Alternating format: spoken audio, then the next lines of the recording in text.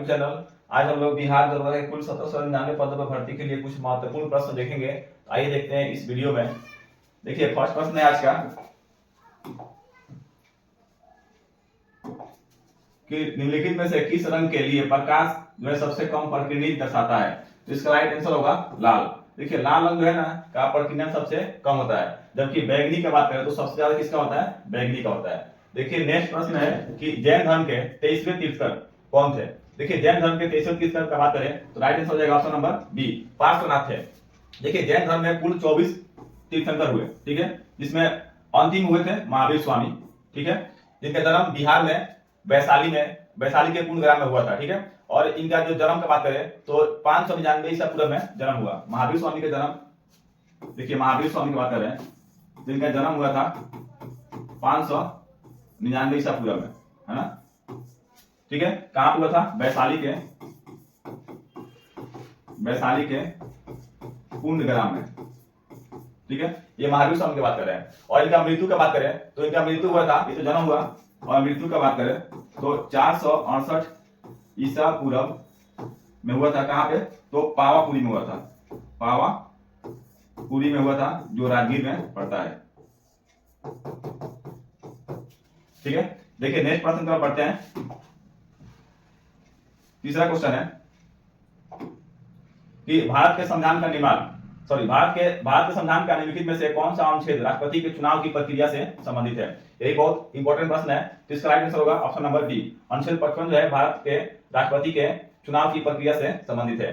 देखिए next question का 4 number, तो इसमें है कि नागरिकता संशोधन अधिनियम को यानी सीएए, है ना, नागरिकता संशोधन अधिनियम को समाप्त करने वाला भारत का पहला, देखिए भारत का पहला राज्य कौन सा है। तो इसका राइट आंसर होगा ऑप्शन नंबर बी। देखिए इसने जो है नागरिकता संशोधन अधिनियम को, देखिए केरल जो है 2019 में नागरिकता संशोधन अधिनियम को समाप्त किया था।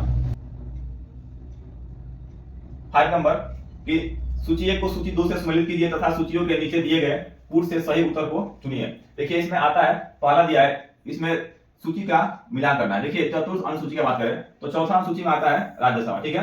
चौथा अनुसूची में राज्यसभा में सीटों का आवंटन के बारे में चर्चा किया गया है। छठा की बात करें तो छठा अनुसूची आता है जनजाति क्षेत्र से, जिसमें पूर्वी भारत के 4 राज्य आते हैं,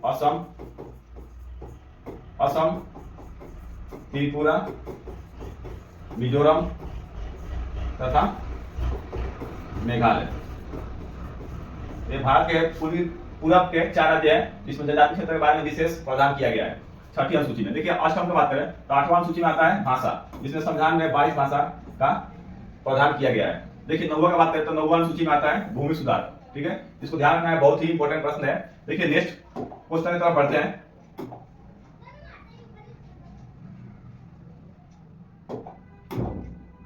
देखिए छठा क्वेश्चन है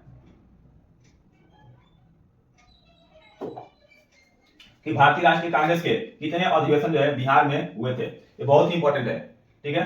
तो देखिए भारतीय राष्ट्रीय कांग्रेस कब तक 3 अधिवेशन जो है बिहार में हुआ था। देखिए पहला हुआ था पटना, दूसरा हुआ था गया, फिर तीसरा हुआ था पटना में। तो देखिए पहला की बात करें तो पहला हुआ था पटना में, ये पटना में हुआ था 1912 में, ध्यान रखना है, बहुत ही इंपॉर्टेंट है। दूसरा हुआ था गया में, देखिए दूसरा जो गया में हुआ था इसका सन पूछता है तो 1922 में हुआ था। और फिर तीसरा हुआ था पटना में कांग्रेस अधिवेशन, फिर तीसरा कहां हुआ था, पटना में हुआ था। तो इसका बात करें तो ये 1934 में हुआ था पटना में। ये बहुत ही इंपॉर्टेंट क्वेश्चन है, ठीक है।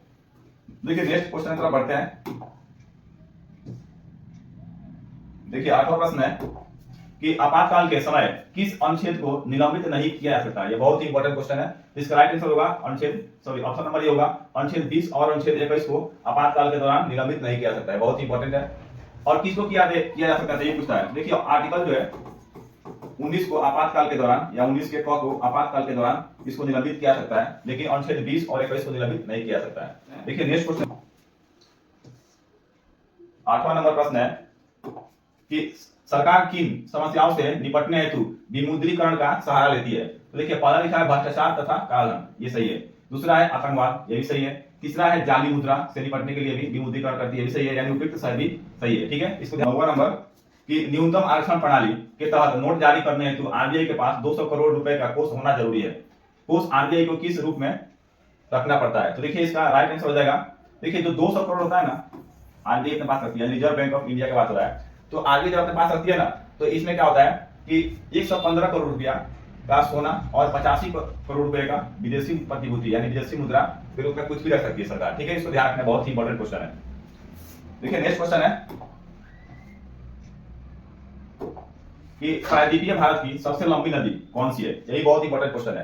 तो इसका राइट आंसर होगा गोदावरी। देखिए प्रायद्वीपीय भारत की बात कर रहा है, सबसे लंबी नदी गोदावरी। और संपूर्ण भारत की बात करें तो सबसे लंबी नदी होगा कौन सी? गंगा नदी होगा, जिसका लंबाई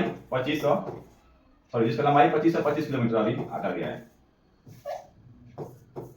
2525 किलोमीटर। ठीक है, इसको ध्यान रखना है। ठीक है, और इससे भी लंबी नदी है सिंधु नदी। लेकिन देखिए सिंधु नदी की लंबाई है 2900 किलोमीटर, लेकिन ये संपूर्ण भारत में नहीं बहती नदियां। ठीक है, संपूर्ण भारत में गंगा नदी बहती है, जिसका लंबाई कितना है? 25 से 25 किलोमीटर। इसलिए भारत की सबसे लंबी नदी कौन सी हो जाएगी? गंगा नदी हो जाएगी। और विश्व का बात करें तो विश्व का सबसे लंबी नदी की बात करें तो होगा नील नदी। इसको भी ध्यान रखना है, विश्व का सबसे लंबी नदी नील नदी।